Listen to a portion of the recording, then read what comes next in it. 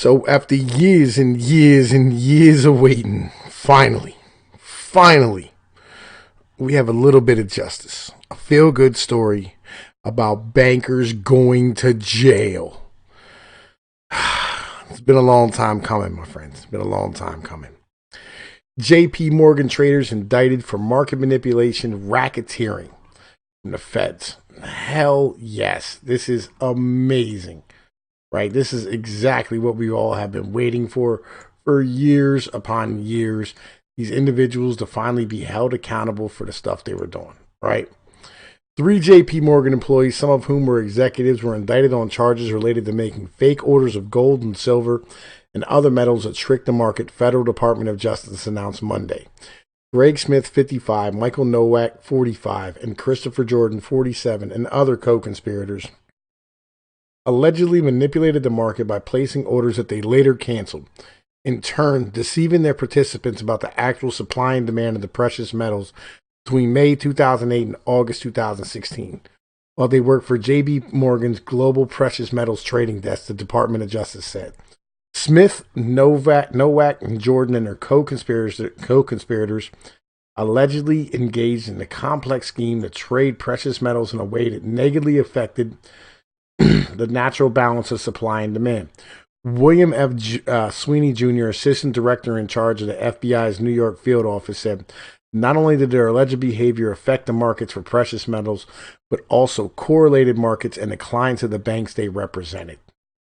This is amazing. It's like I've been telling you for years that like the metals market's completely fraudulent. Hang on, let me go back up a little bit. Man, listen, they have a video in this that I cannot shut off. I don't know why they won't let me shut this video off. I can't mute it. I can't stop it. I can't even make it go like the whole way forward so it just stops playing. It's just being ridiculous. Smith of New York and Nowak of New Jersey were previously placed on leave pending the outcome of the investigation, Reuters reported. Jordan of New Jersey stopped working for JP Morgan in 2009. In an email statement to Fox Business, Nowak's attorney said their client has done nothing wrong. It is truly regrettable that the Department of Justice decided to go forward with a prosecution of Mike Nowak, said lawyers David Meister and Jocelyn Strauber. We look forward to representing him at trial and expect to be fully exonerated. You know you're lying, son. You know you're lying. Each of the 3 JP Morgan employees was hit with charges of conspiracy to commit wire fraud, affecting a financial institution, bank fraud, commodities fraud, price manipulation, and spoofing. Bank fraud, wire fraud, affecting the financial institution, and conspiracy to conduct the affairs of an enterprise involved in interstate or foreign commerce through a pattern of racketeering activity, often known as RICO conspiracy. The Department of Justice. These motherfuckers got hit under RICO charges. Legit, they hit him with the mob charges. Like, yo, that's beautiful. And so spoofing, I'm gonna explain here in a minute. All right, I'll go through, explain exactly what spoofing really is. Each of the 3 JP Morgan. Oh wait, yeah, here we go. A spokesperson from JP Morgan did not immediately respond to Fox Business request for comment. Spoofing is the act of placing an order to buy or sell with no intention to follow through with the actual order. Smith, an executive director and trader of the metals desk, and Nowak, a managing director who headed the precious metal desk, was also each charged of 1 count of attempted price manipulation, 1 count of spoofing, and 1 count of commodities fraud. All 3 men are due to appear Monday in federal courts in New York or New Jersey. The other 2 co-conspirators have already pled guilty in connection to the scheme. In other words, they snitched. So, now, let's hide this one. We're going to bring this one out right now. All right, a need for internal transparency. JP Morgan sued for spoofing precious metals. All right, this case actually recently got settled, and JP Morgan was actually found guilty in this and was forced to pay. Investors have sued JP Morgan Chase & Company and a group of precious metals traders employed there in New York federal court, claiming they manipulated futures contracts through a rogue broker practice known as spoofing. Spoofing is a practice in which traders attempt to give an artificial impression of the market conditions by entering and quickly canceling large buy or sell orders onto an exchange in an attempt to manipulate prices. So basically what they do is they real quick drive up the price of something, and then they have everybody jump in, and then they short it out, and then they cancel their order and end up making money on the way down, or the other way around. Either way it goes.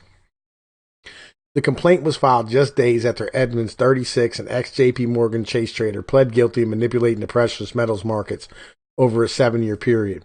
He has implicated his supervisors at the bank during a separate proceeding, which seems to have added fuel to the lawsuit by investors. The accusations of market manipulation and the spoofing lawsuit. Private investigator Dominic Cognata has filed a lawsuit that accuses JP Morgan and its employees of manipulating the prices of precious metals futures contracts on the New York Mercantile Exchange and Commodity Exchange. COMEX. Right. The lawsuit alleges that between January 1st, 2009 and December 31st, 2015, a price distorting scheme was conducted by JP Morgan Chase & Company, in which traders under the company's supervision would place orders for future contracts, intending to cancel those orders before execution, which resulted in investors being spoofed into buying and selling futures at an artificially and unethically inflated prices. In a Department of Justice press release regarding the charges against Mr. Edwards, the U.S. Attorney John H. Durham said, "This defendant was involved in manipulating the precious metals commodity market for several years, and I thank the FBI for its diligent investigation of this matter and its commitment to hold accountable those who use technology to their advantage to cheat these markets. The investigation of deceptive trading practices by others involved with the scheme is ongoing." The U.S. Attorney's use of the term ongoing would seem to indicate the charges recently filed against JP Morgan Chase Company, which implicate supervisors or superiors within the firm, had knowledge of or approved of the unethical practices. It's a lack of systematic accountability increases risks. While spoofing itself is a rogue broker practice, this case still has relevance to the registered RIAs, the registered investment advisors, and investment firms, serving as a definite reminder of the positive influence that transparency and accountability bring to their organizations. It seems unlikely that questionable practices conducted by a group of conspirators, including the brokers and their superiors at JP Morgan Chase, could have continued long if a robust system of internal checks and balances had been in place. Without an effective system, it seems illegal activity was continued for a duration sufficient to draw the ire of regulatory bodies and investors alike. Simply put, individuals, teams, or departments who are aware that activities are being systematically monitored within their organizations are less likely to engage in practices that carry potential consequences for themselves or for the firm as a whole. We recommend that each organization develop an internal system of monitoring and accountability that could deter questionable trading practices. Such policies and procedures could include the following: consistent cross-department reviews and frequent spot checks by other department heads, revolving leadership among departments.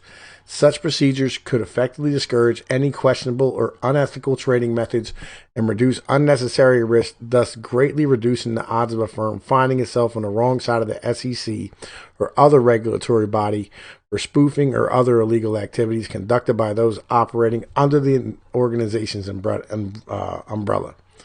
Preventative accountability measures we can help.